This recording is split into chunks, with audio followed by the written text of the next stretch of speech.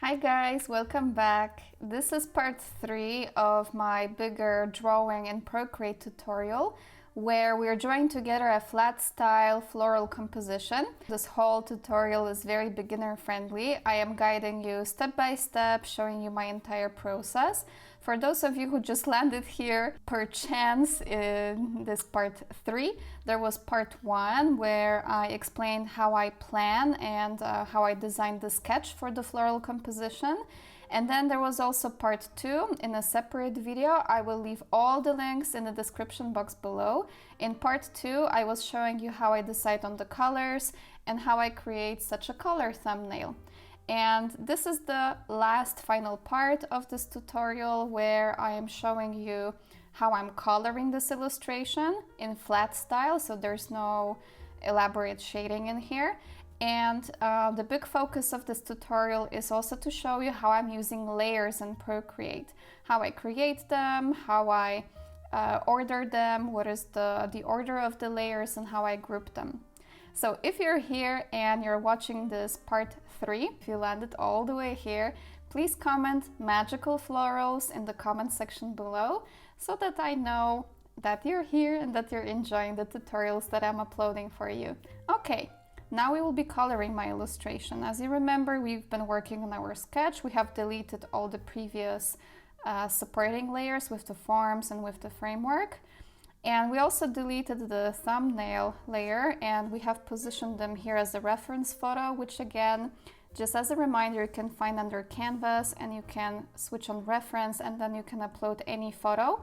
And this will enable us to, by touching the screen, you are eyedropping? You're selecting the color. We can do that directly from this reference. By positioning your Apple Pencil in any corner of this reference, you can also make it smaller. And by pinching it, you can also make it smaller so that it fits your needs. Make sure that everything is nicely visible for you. So going back to the layers, we have the sketch layer over here. The opacity is reduced by half. Sometimes I will be switching it off completely, making it visible. This I will explain later. This is just this contrast check that I discussed in the previous lesson when we were doing the color thumbnail. And we will be drawing on the layers that are underneath the sketch layer. I usually start the whole coloring process with the main blooms. So it's going to be this big one that is more in the foreground. Let's talk about brushes very briefly. I have this class that I published on SKILLSHARE, and when you take this class, you get the entire folder with brushes from me, but the majority of the brushes that I'm working with are native to Procreate. I will be using the monoline brush. Let's clear this layer. And what I'm going to do now is I'm going to lay some base colors for my main blooms. I'm going to start with the main shape of my flower here. And what I want to say is also that the shape of the flower in the sketch, I can always change my mind. In the sketch, the shape of the flower is something like this. But I can also change my mind and make it a different shape. And I'm just making sure with this monoline brush that my shape is closed. And when it's closed, I'm just taking the color that I've been using and I drag it to fill this shape over here. Now, let's make this a little bit bigger. Our reference, I'm selecting the pink color. And what I'm doing, the pink color is on top. I'm creating a layer that is above. And I'm creating this extra shape on a separate layer. It's because later on, I can make changes more easily to that layer. What kind of changes? I can change the color more easily entirely, or I can make it brighter, I can make it darker, I can tweak it much more easily. And over here, if I want to add some extra texture, I can always, for example, switch to dry ink. I'm still on that light pink color. And I can add in, for instance, here some elements that are a little bit less smooth than this default monoline brush that I've been using. I can just create some random shapes coming out of the center of this bloom that have a little bit more texture here. Okay, now this darker red, again, a new layer, because maybe I want to change the color or make them smaller or bigger. I'm still keeping the dry ink for a little bit more texture, and I'm adding in some random shapes over here. In case the sketch layer is preventing me to see things well enough, I can always switch it off. For example, now I can see a little bit better. And I can always pick again the color, and I can kind of adjust the shape. For example, this one, I would like to make it a little bit more uneven, because by using the monoline brush, things get a little bit maybe too smooth for my liking. Of course, you can also use the brushes that basically you like the most. And I'm also adding some just random shapes over here. And in doing so, I am pretty much improvising. If you're drawing a lot of illustrations on a weekly basis, let's say, or on a monthly basis, then you have your own way of working. For example, when you're used to drawing flowers, then you are already drawing shapes that are attractive for you, so to say. You don't need any reference photo. Okay, let's go back to the sketch. This whole flower is ready. What I'm going to do now, like I have one of those layers selected. Let's just reduce the opacity of the sketch. I think it's a little bit too much, to about 20%. This one layer is selected. To select more layers and to put it together into a group, I am swiping all the other layers to the right so that all of them are in blue. And then I click on the option group. And when it comes to those layers, I don't care that they're called layer 6, layer 5, layer 4. But with this one, I like to rename it, and I use my own abbreviations. For example, F1, I don't want to waste too much time typing. So for me, F1 just means flower number 1. Now, you could draw this flower. When you recall, when I was sketching, I basically just copied this flower and I moved it and made it a little bit smaller. You can draw this middle flower from scratch, or you can take advantage of the layers and you can swipe to the left the entire group and you can make a copy of it. So now I will select the group that is underneath, because this smaller flower is more in the background here. And I'm just going to quickly rename it. Instead of F1, which stands for flower 1, I will rename it to F2. And then I'm going to use the move tool, the arrow, to make my flower smaller and to position it a bit more to the side and in the background. And now I can just select the colors from my color thumbnail. I can open the folder for flower 2. I can swipe to the right to alpha lock all the elements. You will recognize that alpha lock is on because there's this checkered background. And then, for example, the base of the flower, I would like to change it entirely to pink. I just select fill layer and I repeat this step for the rest of the elements, just changing colors to the other colors that I prefer. So let's switch this layer off. I already see, for instance, that I'm not very happy with the contrast between this orange color and the pink color. And this is the advantage of having all those layers, well, the other way around, all those elements on separate layers. I can stay on the layer that I would like to change, I would like to adjust, and then I can go here to adjustments, hue, saturation, brightness. And what I'm interested in is to make it a little bit, to make it a little bit brighter. But in reality, I could actually just change my mind completely and go in for a completely different color. But this time I would like to stick the beautiful color palette by Gia. In the previous lesson, you heard that I'm using a beautiful palette by my fellow Skillshare top teacher, Gia Graham. So I don't want to change it too much. Okay, those flowers are ready. Back to the sketch. And now I'm having those two flowers in separate groups. And always, always, always, whenever I want to change my mind, I can manipulate the entire group, for example, by moving it around and changing its size, or even, actually, let's make another copy. So swipe to the left, make a duplicate. Da, da, da, da, da. I'm tempted to reuse it because it's so easy. So now we have flower number 3, and I know it's not planned here in my sketch, but who cares?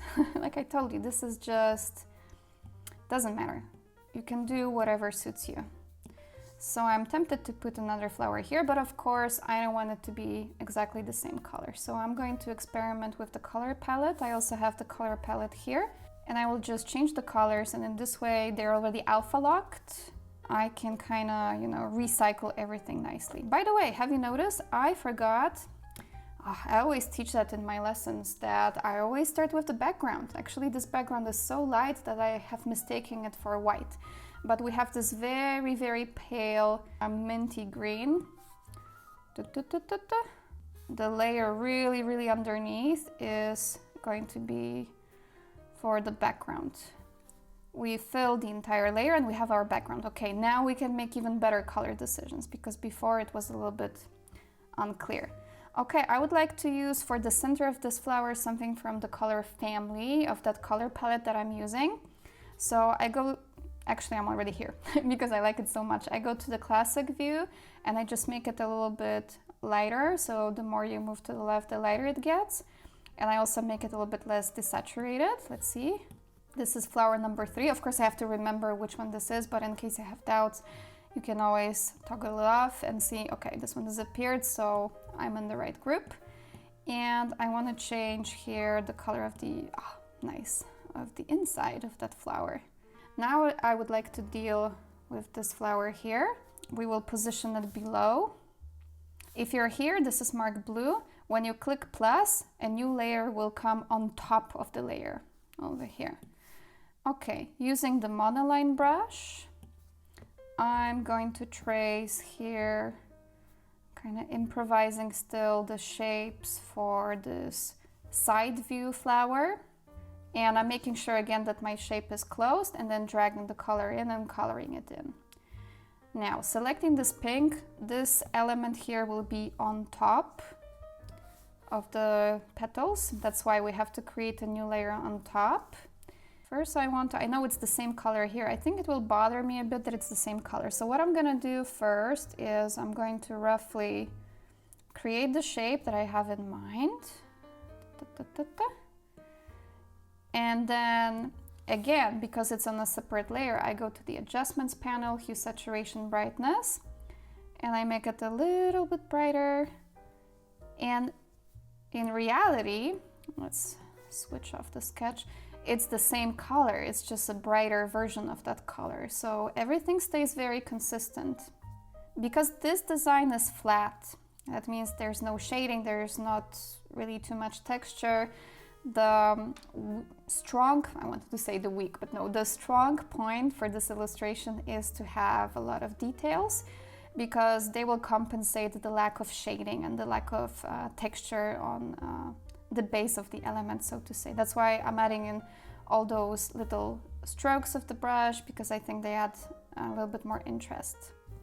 So now, because those simple lines are on a separate layer, I can again go, you will see, I like the hue, saturation, brightness adjustment. And again, I would like to see if I like this one. I'm gonna make it a little bit brighter, but it's again the same color. Okay, now let's draw. I thought those are going to be berries, but I think those will be strawberries. So let's actually use the dry ink for a little bit more texture. Let's group this flower number 4, swiping to the right and grouping. Going underneath, new layer for the strawberries.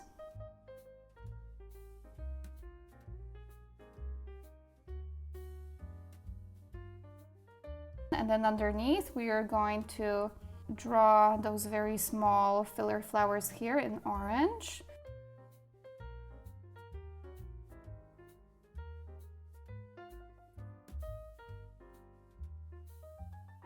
Okay, and now underneath, I think we are ready to draw the main leaves.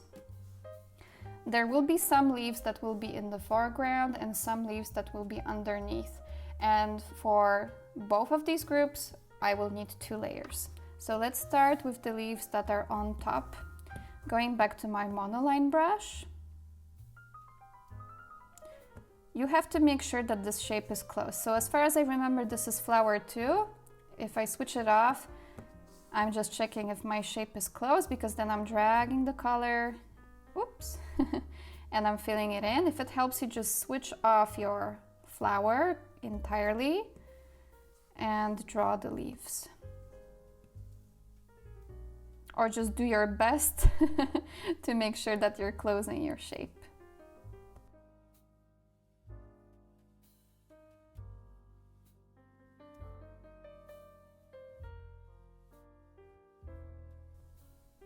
Your sketch is not set in stone, so initially I drew leaves that were a little bit pointy at the end, but now I just made a spontaneous decision that they will be a little bit rounder. Now on the layer underneath, I want to draw a few of those leaves that will be more in the background, and later I will change their color to a darker one.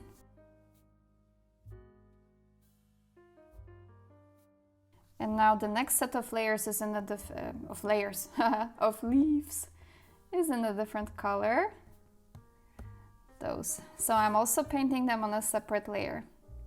Let's bring back the missing flower so I can see better.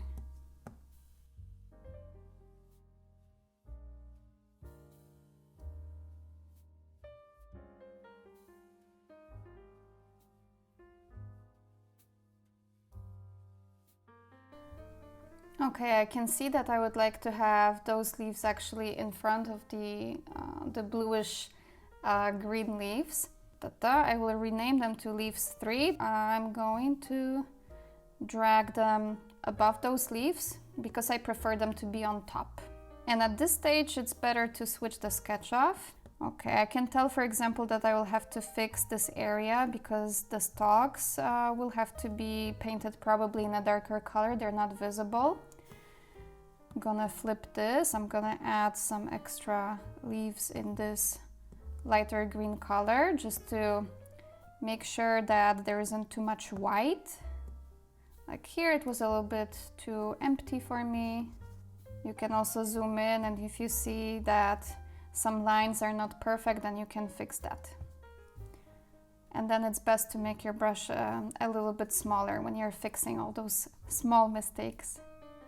Okay, just like I said previously, I was missing the stalks of those berries over here, and I might also fix the stalks over here. So what I'm going to do is to stay within the color family. I'm going to pick this original color, create a new layer, and I will go again to the classic view and I will make it a little bit darker. And then I'm going to fix this so that this illustration is more readable. Those were berries 1. I'm actually going to put it into the folder, and I will put this new layer above my berries because I want to create, let me show you, I want to create this. So it has to stay above. Nice, now I think it's more readable.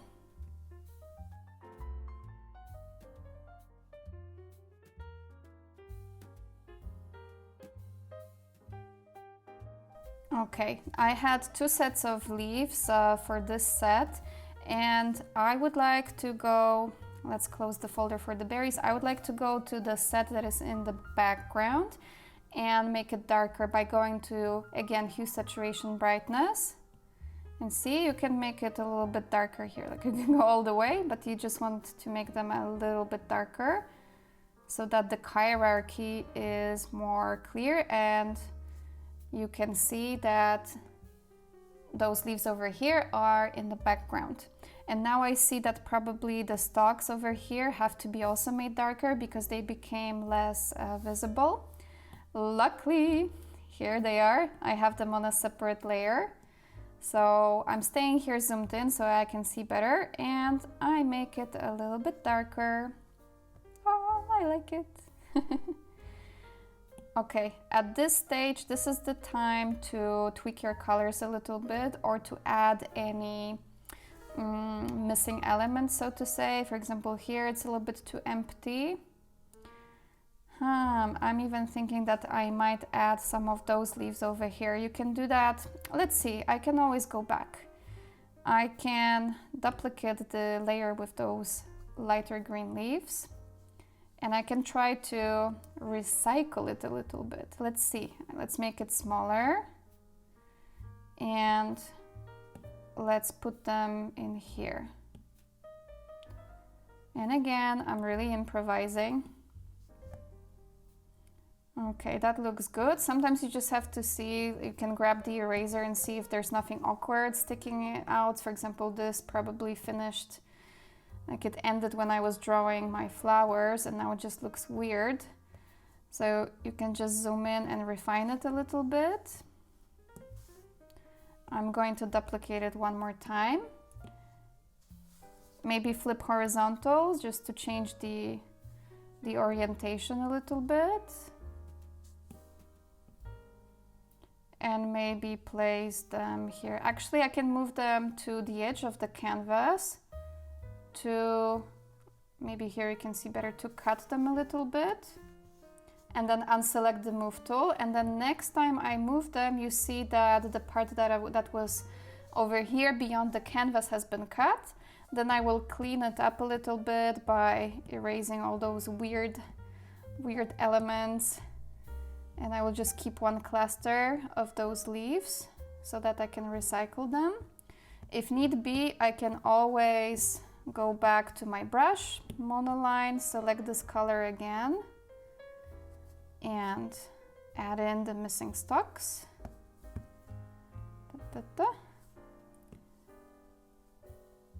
And now this whole selection, I can move it to the area that is a little bit empty to my liking, play around also with the size. I don't entirely like this element here, so I'm going to get rid of it, and then I will just manually, without recycling anything, just draw in a few more leaves. I'm also missing a little bit here, so I will go and select this green color. Then I will go to the right layer. You can always just switch it on and off back again to see if you're on the right layer. And I will add in one more leaf here.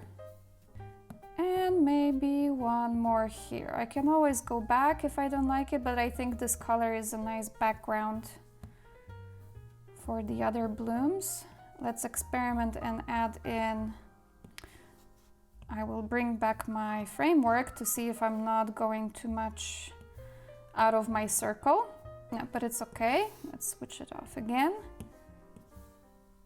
Whoops, it was probably not closed. So let's try again to close this shape. Okay. It's a bit of a trial and error. I would like to add one more leaf that is more in the background. So this is the second layer of leaves, this one here. It's a little bit too empty for me in here. Of all those leaves over here, I would like to merge them together because they're the same color. So they can be together. Those have to stay separate because those are lighter and those are darker. Now, the last part of the illustration, if I'm happy with all the colors, would be to add the details. So I'm going to speed up this video now and show you the process of adding the details. Usually I do that with the dry ink because it has a little bit of texture, and you will notice too that all those extra details are drawn on a separate layer because again, I can delete them, I can make them smaller, I can change the color completely. And in case it grows a little bit too big, then I will select the layers and group them so that everything is tidy here.